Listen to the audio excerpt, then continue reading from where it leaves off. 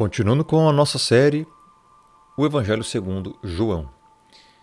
Estamos em João 11, já explicamos João 10. Nas aulas passadas, João 10 inteiro, todos os capítulos anteriores ao capítulo aqui 11 de João, que vai ser explanado hoje. E para quem quiser saber a playlist completa, estará aqui no canal Firmeza da Verdade.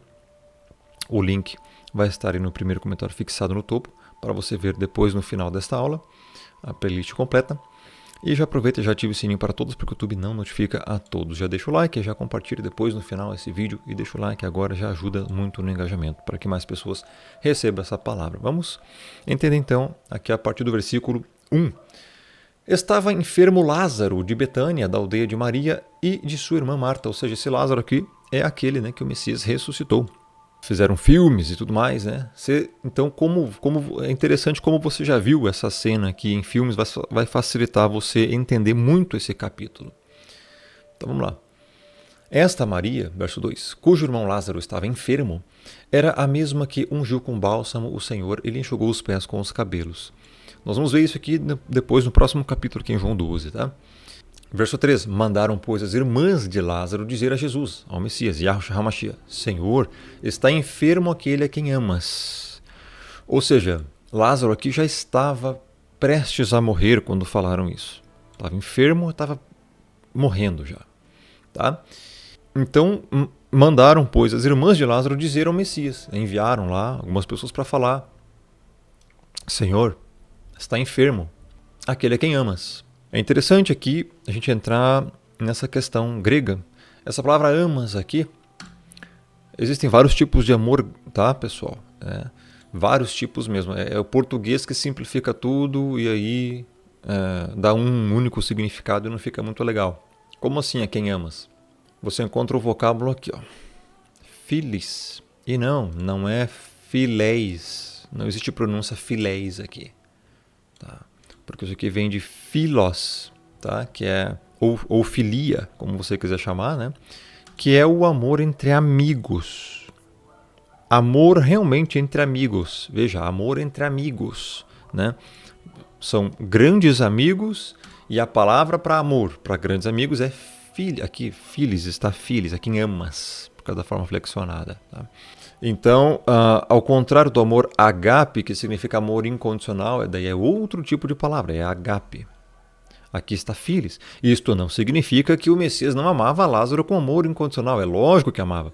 Só que como neste contexto aqui foram as irmãs que falaram, veja, mandaram, pois, as irmãs de Lázaro dizer, o seu amigo, aquele que você ama muito como amigo, é isso que significa. Então, veja, uma única palavra tem muito significado. Uma única palavra aqui, filis, significa ama como amigo. Ama muito como amigo. Tá? É isso que significa filis. Se fosse aqui agape, seria diferente. Mas isto não significa que o Messias não ama ele de forma incondicional. Ele ama.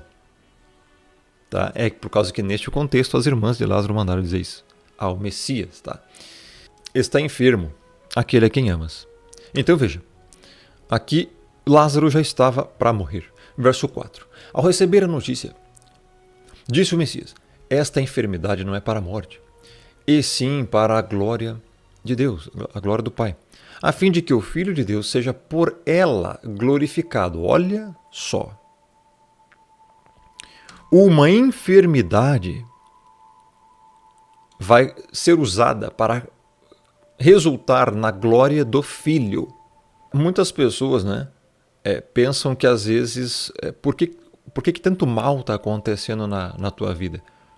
Às vezes, meu irmão, é para a glória do Pai, ou até mesmo a glória do Filho também. É o tempo que vai determinar. Veja, uma pessoa estava para morrer, uma pessoa que o Messias amava. Estava enferma, uma doença. Lázaro passou maus bocados por causa disso, morreu por causa dessa doença. Lógico que sofreu. Sofreu. Então veja.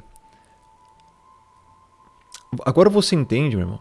Né? Muitas pessoas pensam assim, mas como assim? Por que há tanto sofrimento no mundo? Se Deus é tão bom, se Jesus é só amor, por que deixou o Lázaro morrer? Por que está permitindo as pessoas sofrerem tanto, né? Por que tanto sofrimento? Aí as pessoas não entendem bulhufas do mundo espiritual, como é que as coisas funcionam, e aí blasfemam do Criador. Viram ateus, xingam o Criador e por aí vai. E aí, falta o discernimento espiritual para compreender que certos males vêm para o bem. Tá? Esta enfermidade não é para a morte, porque o Messias sabia o que ia fazer. Tá? E sim para a glória. Você vai entender aqui agora. Verso 5. Ora, amava Jesus a Marta e a sua irmã e a Lázaro. Então veja, vamos ver como é que está aqui, né? No grego.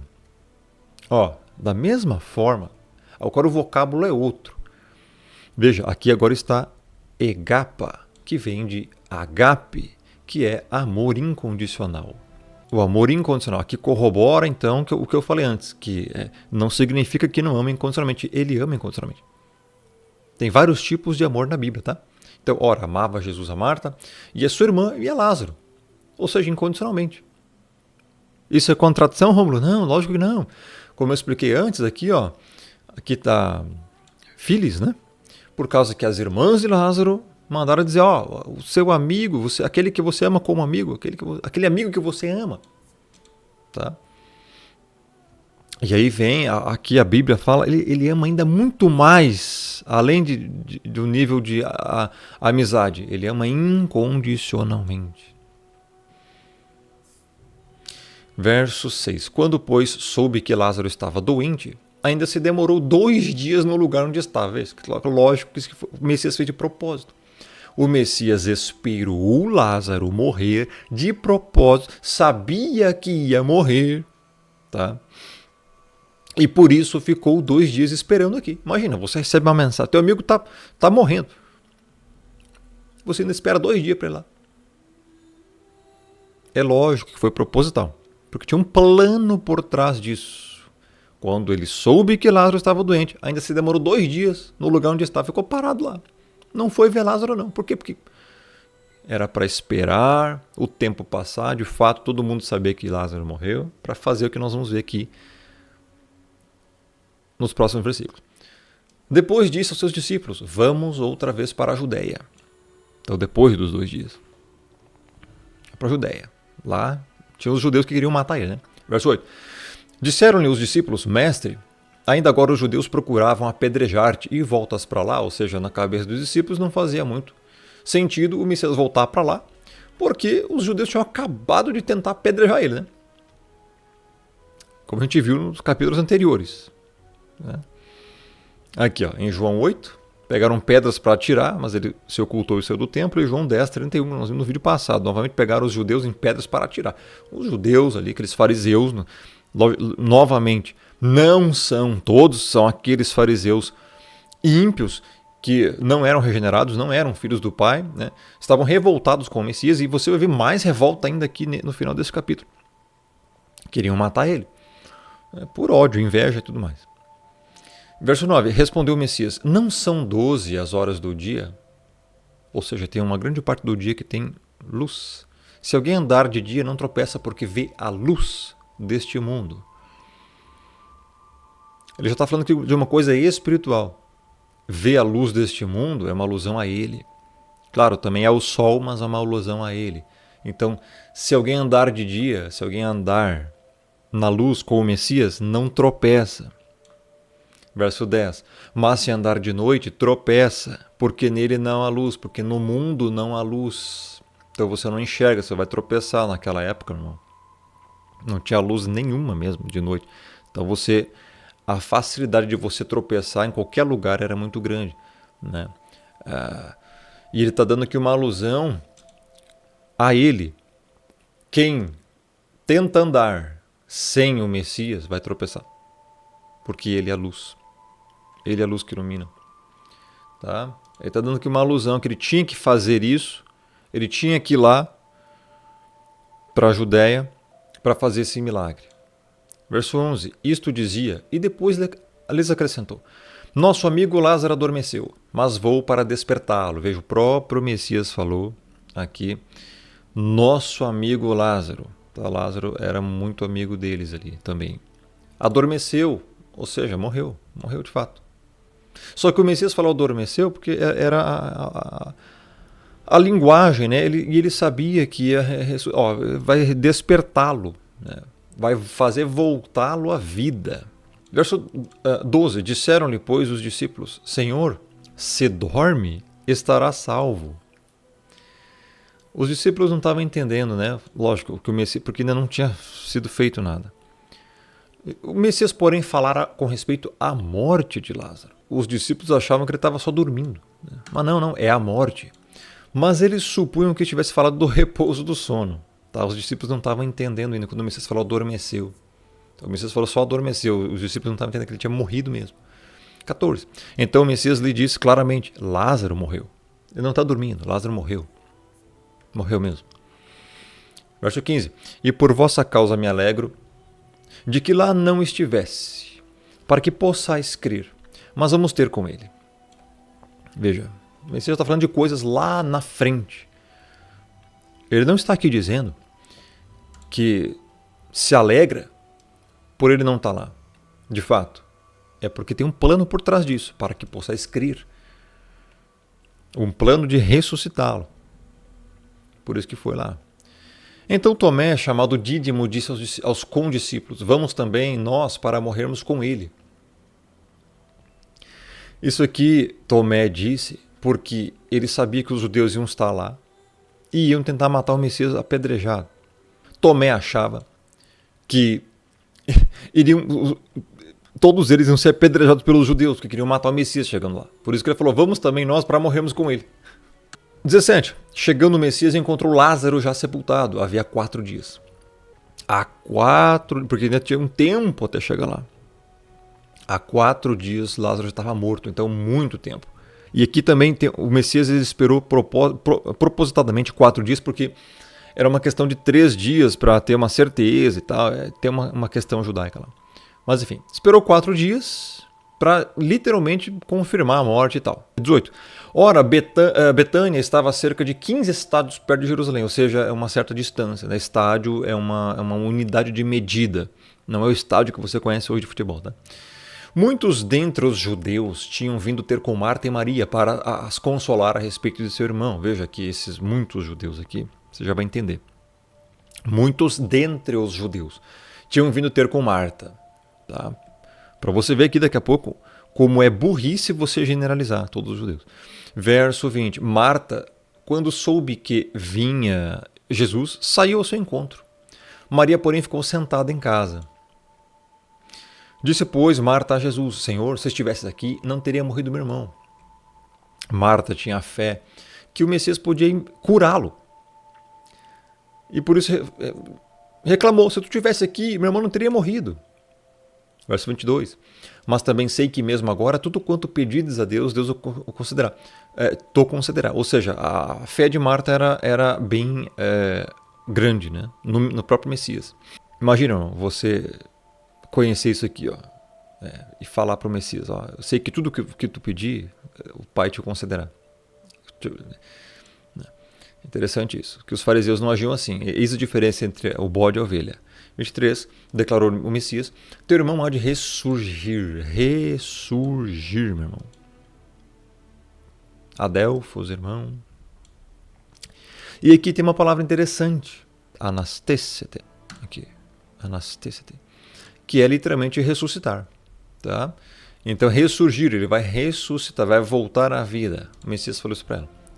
Eu sei, replicou Marta, que Marta entendeu errado aqui, que ele há de ressurgir na ressurreição, no último dia. Veja, Marta já sabia, olha só, Marta já tinha entendido isso, porque lá em João 6, nós vimos isso aqui, que o Messias falou várias vezes, e eu ressuscitarei no último dia.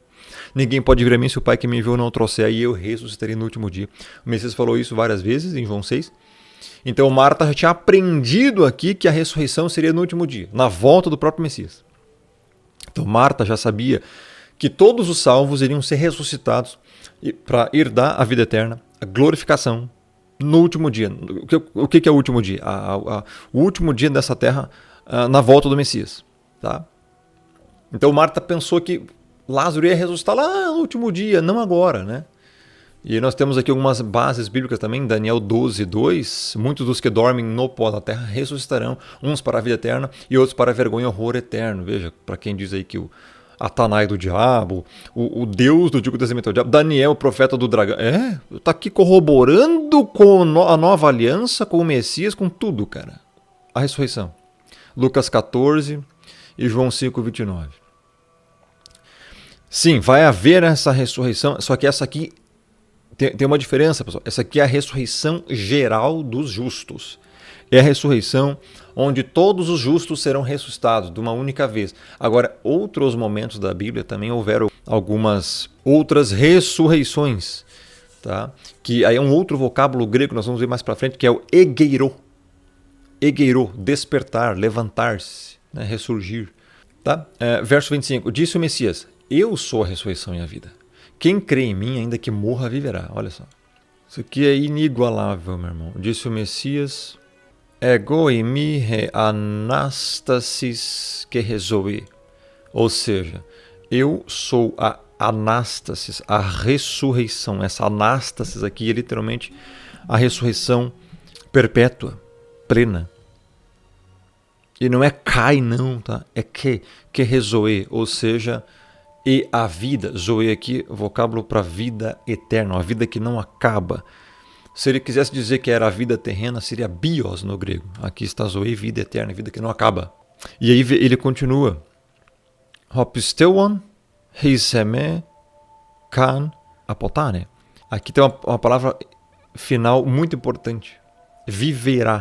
Como é que viverá? Como é que vai viver? Vem da mesma raiz de zoe. Viverá para sempre. Uma única palavra tem um significado. Viverá para sempre. Mesmo que morra, viverá. Zesetai vem de zoe. Viverá para sempre. Então, se fosse voltar a viver apenas para morrer de novo, por mais que Lázaro morreu de novo aqui depois, só que o Messias está falando de outras coisas, está falando de forma geral, porque ele é a ressurreição e a vida. Quem crê nele, aqui ó, essa palavrinha aqui é depositar toda a confiança, não é apenas acreditar. Os demônios também acreditam, sabem que ele existe. Então aqui é pisteuon, vem de pistes, fé, depositar toda a confiança nele, viverá para sempre. Ó. Então, eu sou a ressurreição e a vida. O poder disso está com ele. Quem crê em mim, crê. É acreditar, depositar toda a confiança. Ainda que morra, viverá. Veja, viverá. Vem de zoe, raiz grega.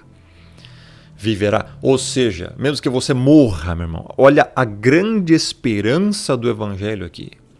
E só o Evangelho proporciona isso. Nenhuma outra religião concede isso a ninguém. Porque em todas as outras religiões e crenças é ensinado salvação por obras, por meritocracia, méritos próprios, humanismo secular. Você tem que fazer alguma coisa, você tem que fazer tal coisa para tentar alcançar a salvação, sei lá o que, o nirvana, o... Cara, só o Evangelho, por isso que o Evangelho é exclusivista, só ele proporciona a vida eterna pela graça. Só. Não existe nenhuma outra. E isso só é feito através do Messias. Por isso que ele fala, eu sou a. Veja, a, meu irmão. Esse aqui é um artigo definido. A. Ele é a ressurreição e a vida. Artigo definido. Está definindo que ele é a única forma. Só por ele você alcança a ressurreição e a vida. Você não tem, olha só, não tem como você conseguir a vida, não tem como você ser ressuscitado, não tem como você, cara, você não tem poder nenhum. Por isso é graça. Por isso que ele fala aqui que quem crê em mim, ainda que morra, viverá. Ele não está dizendo que você tem livre-arbítrio para poder crer, ele fala que o eleito vai crer. Porque somente aqui, meu irmão, raiz pistes, somente deposita toda a confiança nele, o eleito. O ímpio não deposita. O ímpio acha que ainda tem que fazer alguma coisa para ser salvo. O bode ainda acha que tem que fazer alguma coisa para ser salvo. Está entendendo? É totalmente o contrário. O Evangelho, muitas coisas, É quase contrário à lógica, tá?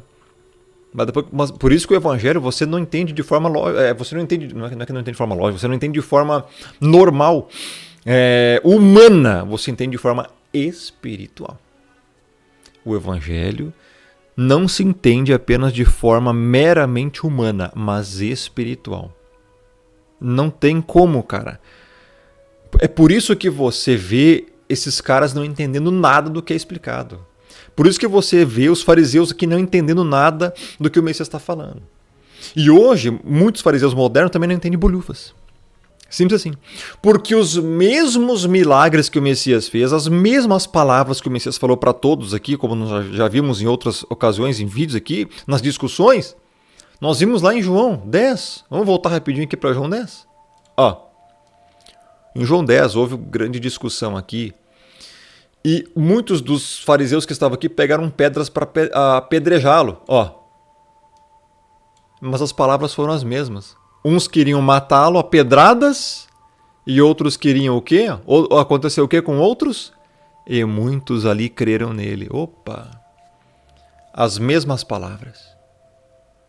Por que que o efeito em alguns foi um e o efeito das palavras do Messias em outros foi outro? Eleição, amigo. Eleição. Veja como a eleição e a predestinação são importantes. Por isso que ele fala aqui que as ovelhas ouvem e quem não é ovelha não ouve. A voz do bom pastor que é ele. Compreendeu? Por isso, voltando aqui agora a João 11, verso 25, a pregação é feita. Quem crê em mim, ainda que morra, viverá. E nós já vimos o porquê que é quem não crê e quem crê, né? Lá em João 10. Vamos voltar aqui. Qual a causa? Qual a razão? Qual a circunstância? Aqui, versículo 26. Mas vós não credes, porque não sois das minhas ovelhas. A causa de alguém não crer porque não é ovelha, mano, porque não é eleito. Simples assim. Mas é difícil as pessoas entenderem, né? Por quê? Porque esse bando de pseudo-crenteiro atual, esses bandos de bode, querem mérito na salvação. Mérito. Você acha que você pode dar uma ajudinha para o Messias?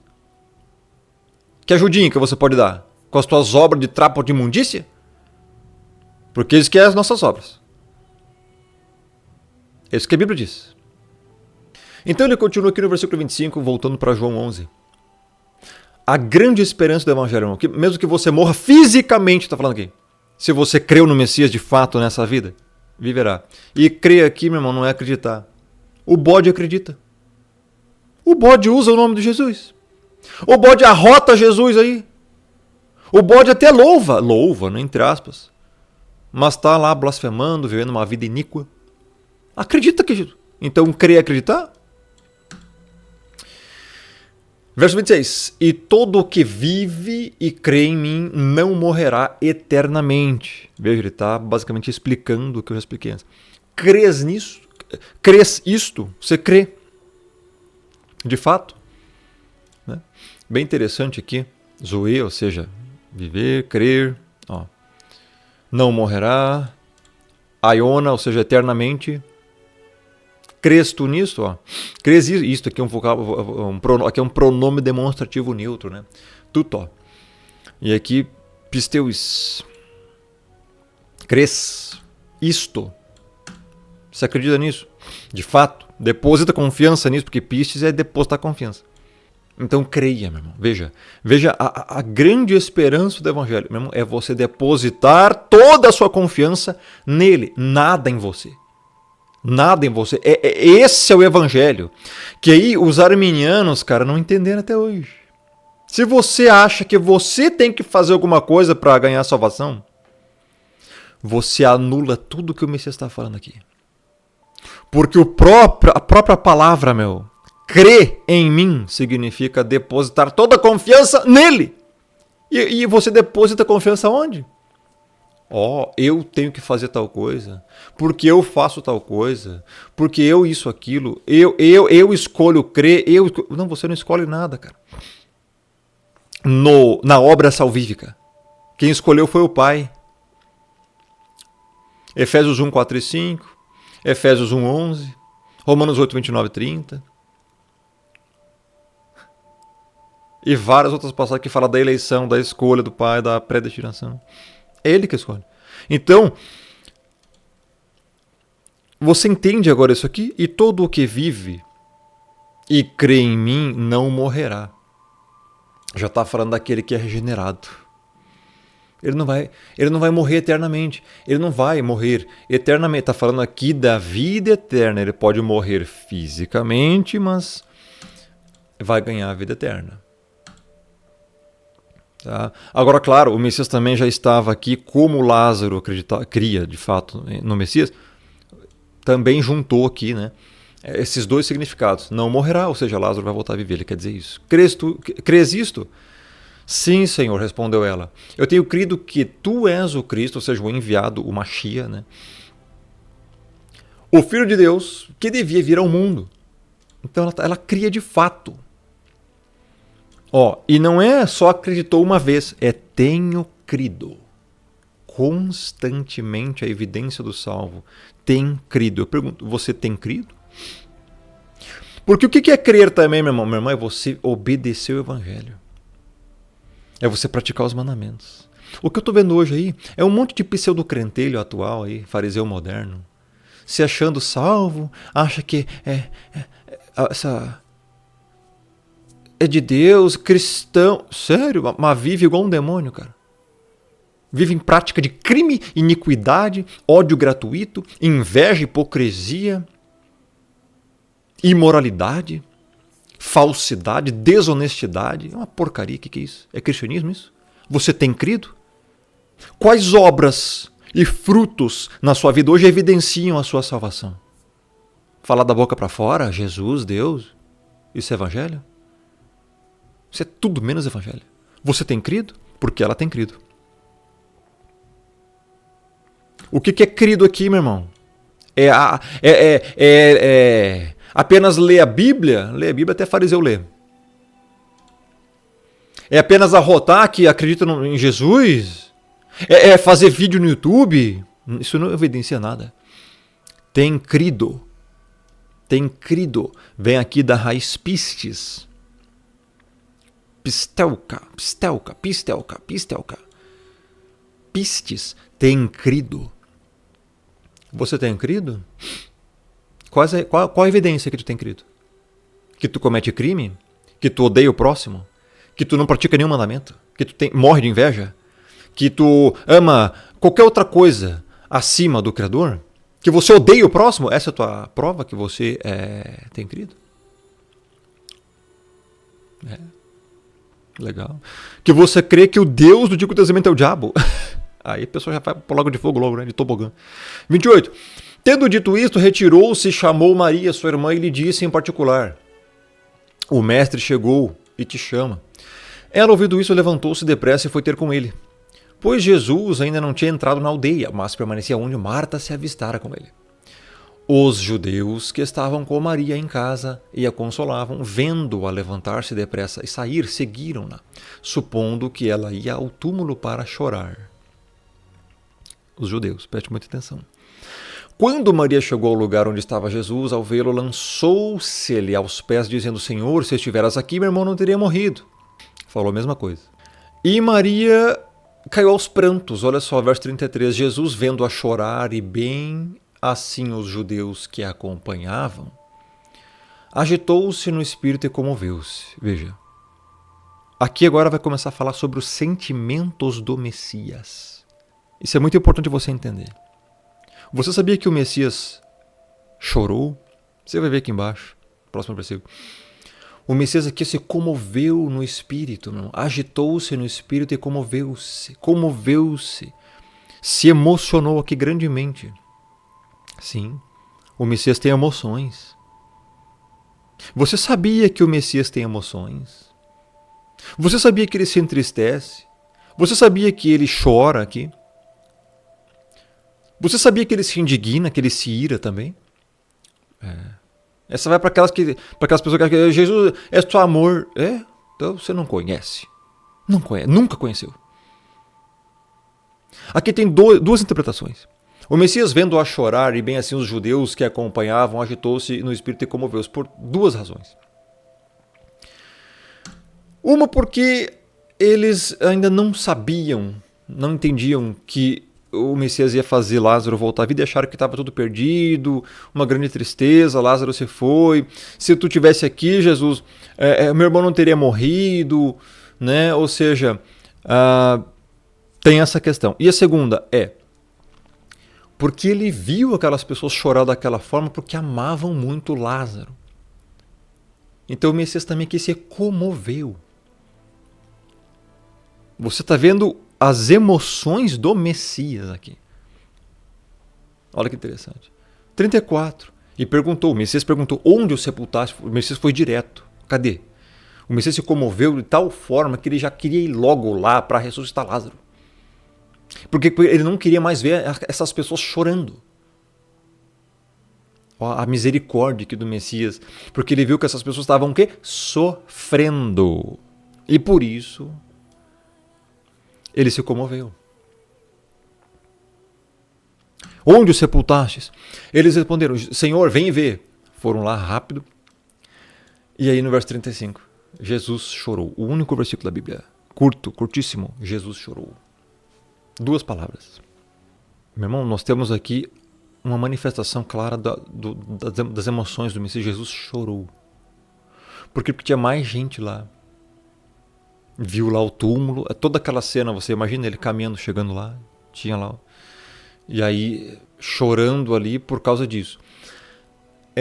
Tem 2 interpretações também. Uma é pela emoção de ver que todo mundo estava chorando ali, e triste, ele também chorou, devido àquelas pessoas que estavam sofrendo, e a outra é porque Lázaro, que era um grande amigo dele, também estava morto. Estava morto. Só que como o Messias sabia que ia ressuscitá-lo, né, creio ser a interpretação mais plausível, a primeira. Tá? Porque, meu irmão, versículos antes, ele falou ali que aquele que está morto, se ele creu, mesmo morto vai viver. Então, entendeu? É mais acho que por compaixão aqui dessas pessoas que o Messias chorou. Mas claro que isso também não impede o Messias de chorar por causa do seu grande amigo, meu irmão. Você está vendo as emoções do Messias aqui? E é interessante que o Messias Rapaz, enfim, aqui já vai abrir um outro leque entre o Pai e o Messias. Meu irmão, o Messias falou que quem vê a mim vê o Pai. Eles estão unidos de forma espiritual, né? Unidade espiritual.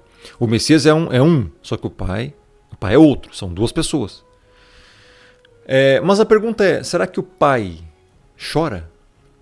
Claro, aqui tem uma questão que o Messias estava como homem, e aí talvez estava sujeito a isso. Né? Então tem essas questões. 36. Então disseram os judeus, vede quanto o amava. Olha, esses judeus aqui eram judeus que não queriam apedrejar o Messias. Porque estavam aqui também comovidos com essa questão. Vede o quanto o amava. Reconheceram que o Messias amava muito Lázaro, como amigo. 37. Mas alguns objetaram, né, se contrapuseram. Não podia ele, que abriu os olhos ao cego, fazer que este não morresse? Claro, é uma pergunta natural, uma pergunta extremamente natural. Se você estivesse lá naquela época, você talvez ia perguntar a mesma coisa. Se ele pode fazer essas coisas, não podia ele, que abriu os olhos dos cegos, fazer que esse não morresse? Ou seja, curá-lo antes da morte? Podia. Mas não era para ser assim. Veja, o Criador permitiu morte. Para que houvesse glória maior. 38. O Messias, agitando-se novamente em si mesmo, encaminhou-se para o túmulo. Era este uma gruta, a cuja entrada tinham posto uma pedra. Veja que o Messias não falou nada, né? Agora é assim que ele vai falar. Então ordenou o Messias, ordenou, tirai a pedra. Disse-lhe Marta, irmã do morto, Senhor, já cheira mal, porque já é de 4 dias. Você imagina um corpo 4 dias morto, já estava fedendo, cara. Decomposição. liberação de gases por causa da química do corpo, vai apodrecendo aquela coisa toda, já cheira mal, porque é de 4 dias. Tá? Ou seja, isso aqui era para literalmente todo mundo ver. O Messias esperou 4 dias, na totalidade, para literalmente todo mundo ver que o cara estava podre. Lázaro estava morto. Se já cheira mal, já estava decompondo. Já estava sem chance nenhuma de apenas alguém acreditar que ele estava só doente. Não, ele não morreu. Não. Morreu. Já cheira mal, está podre. 4 dias. E tem também a questão de Lázaro ser um tipo da igreja. Lázaro aqui é o tipo da igreja.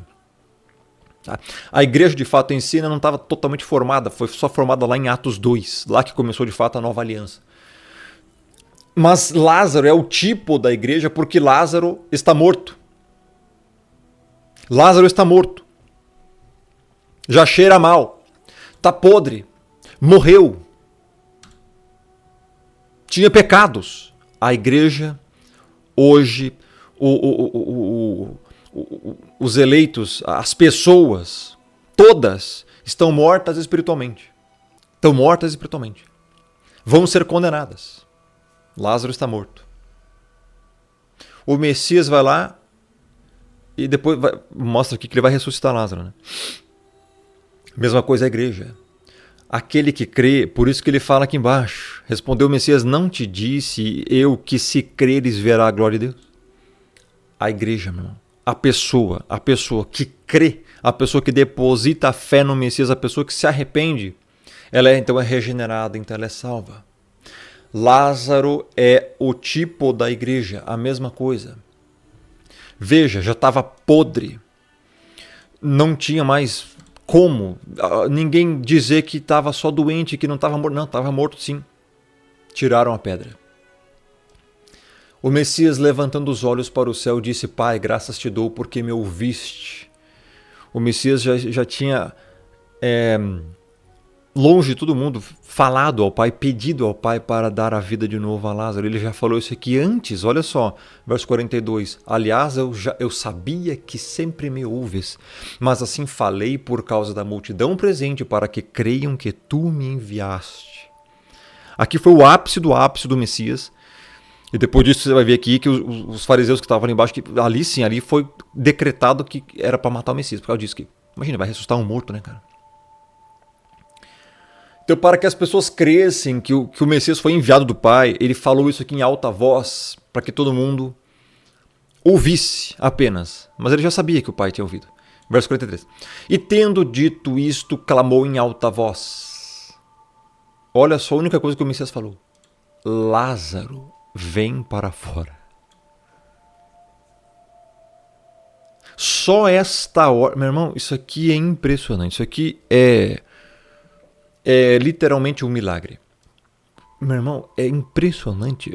Isso aqui, quando ele fala Lázaro, vem para fora, neste momento, todo aquele corpo morto que já estava fedendo, podre, cheirando mal, meu irmão, já não tinha mais, já estava se decompondo. Claro que é início, mas já tem grandes decomposições, né, no corpo.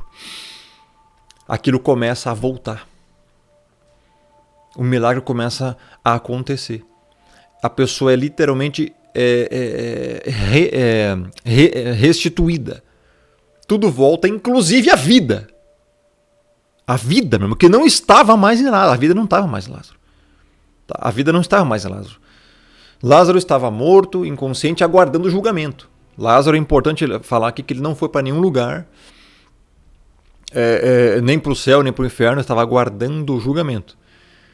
Estava inconsciente, simplesmente a vida volta para ele, o corpo é restituído como era, e ele volta à vida, meu irmão. Ou seja, uma alusão à igreja. O eleito, ele ainda está morto, ainda ele tem pecado, assim como todos. Só que aí quando o eleito ouve a palavra, a fé vem ouvir pela pregação, e a pregação pela palavra do Messias, então ele é regenerado. Esta é a nova vida. Esta é a nova vida. É uma alusão a nova... Só que, claro, Lázaro ele volta a morrer porque isso aqui foi um feito que o Messias fez específico, mas já é um tipo da igreja regenerada. Lázaro, vem para fora. Nesta ordem, verso 44, saiu aquele que estivera morto, tendo os pés e as mãos ligados com ataduras e o rosto envolto num lenço. Parece uma múmia, né? Saiu igual uma múmia aqui. Saiu, ele mesmo saiu. Ele saiu, cara. Ele se levantou, ele saiu e estava atado. Ó, tendo os pés e as mãos ligados com ataduras.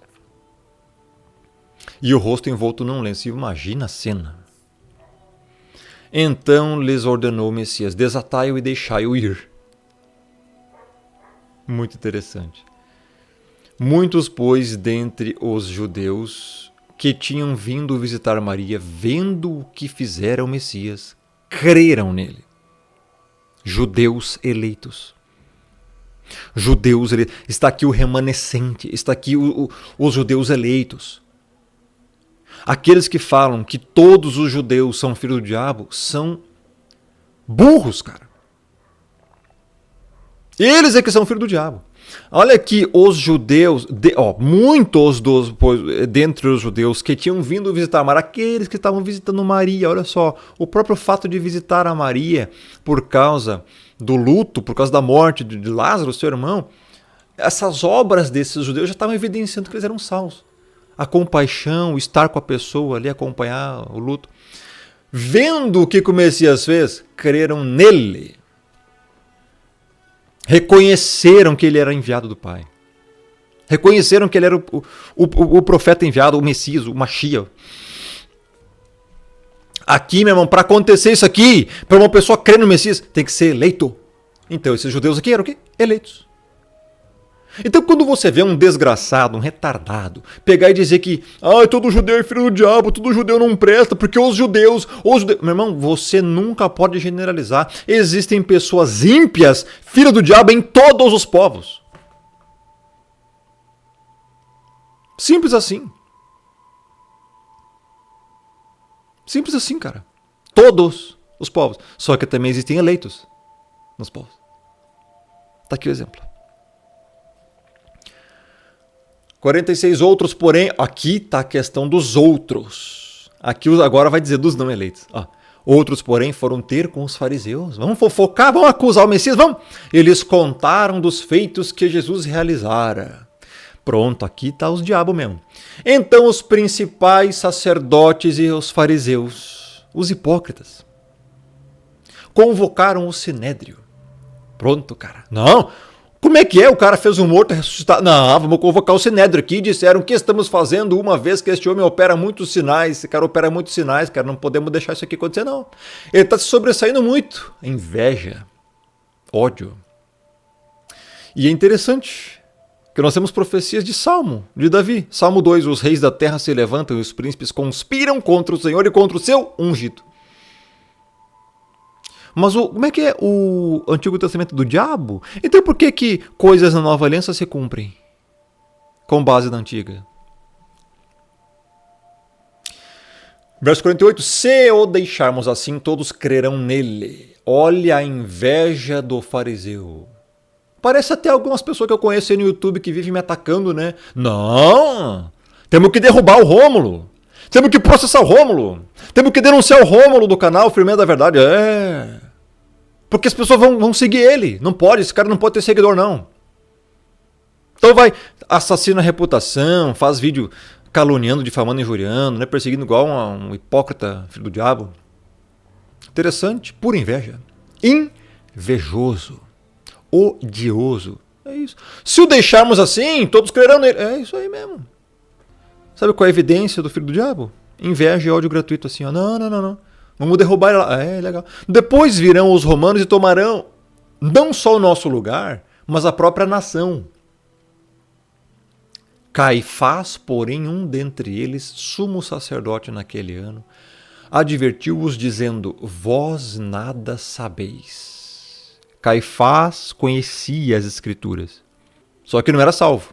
Nem considerais que vos convém que morra um só homem pelo povo e que não venha a perecer toda a nação?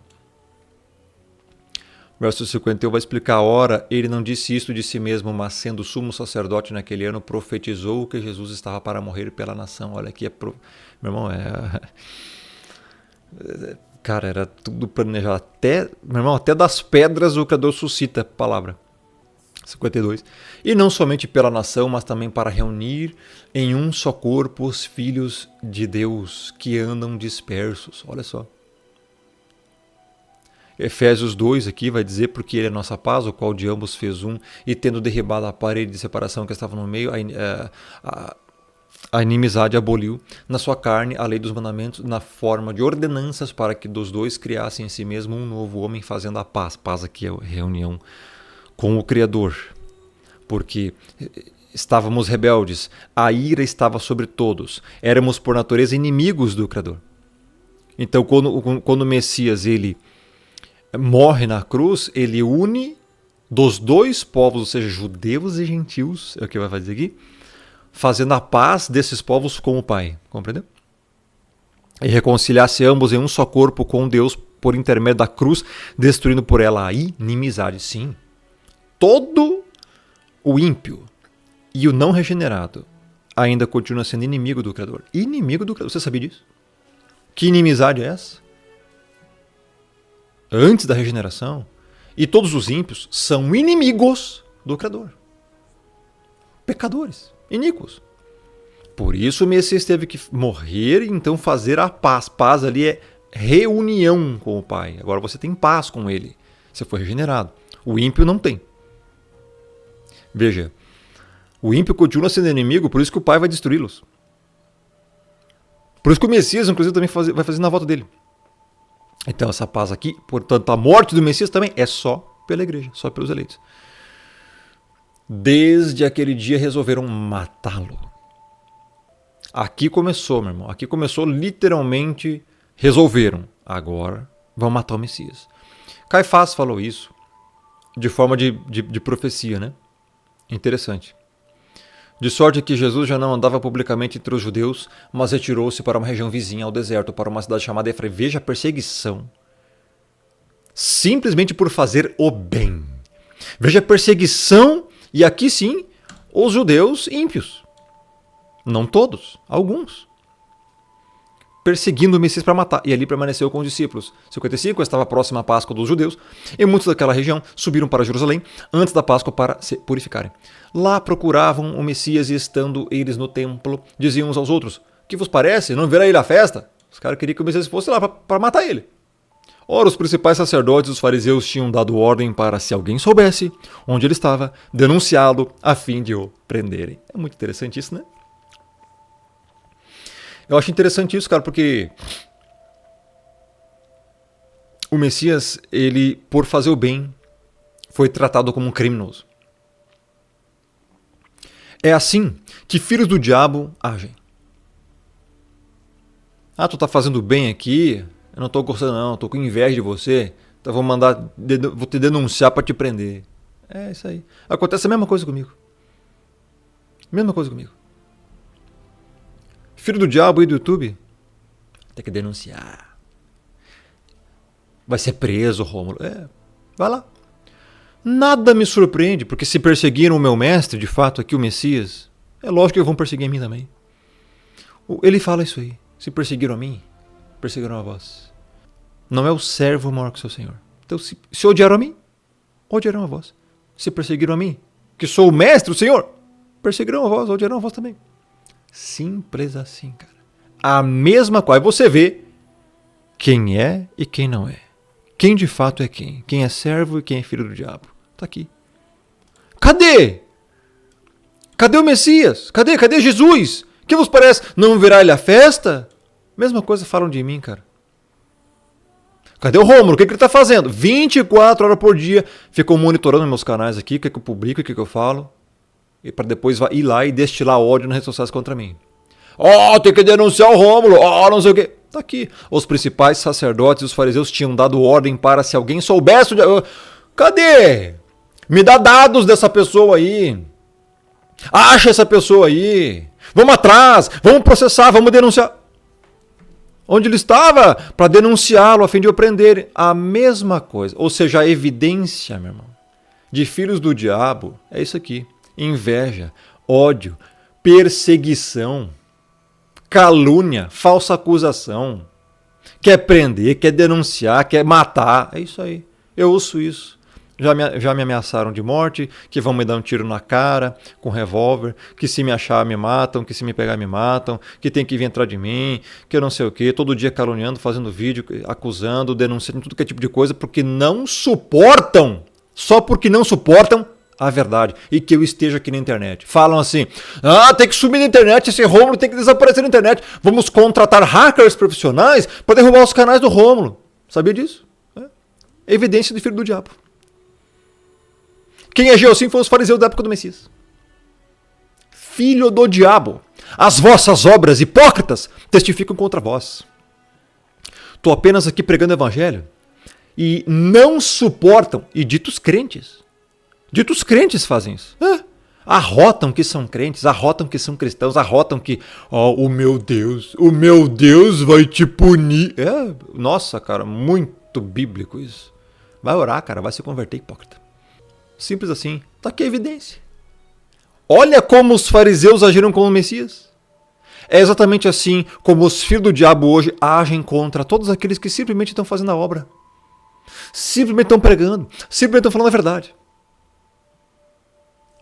Puro ódio, inveja, hipocrisia, sepulcros caiados, raça de víboras. Simples assim. Próximo capítulo é o 12. Não perca. Deixa o like nesse vídeo. Compartilhe. Se inscreva. Ative o sininho. Até a próxima. Que Deus abençoe.